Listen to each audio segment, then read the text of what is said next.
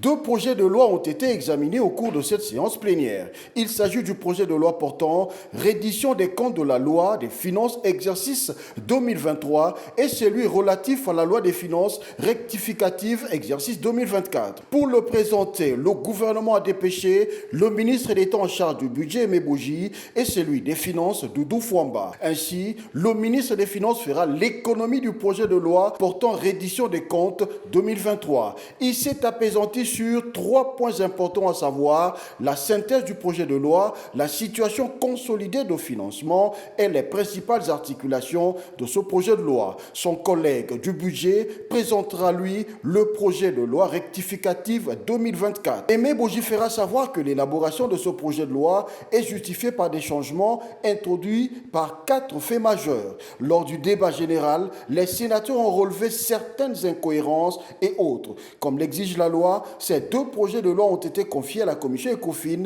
pour toilettage. Elle aura donc 7 jours pour présenter son rapport. Les deux projets de loi sont confiés à la commission ECOFIN pour une étude approfondie.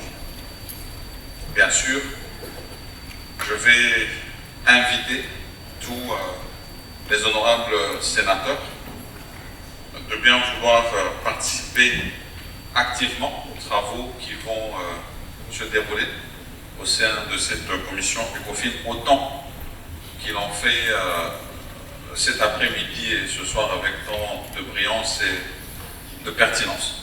En tout cas, vos contributions sont vivement attendues au sein de cette commission.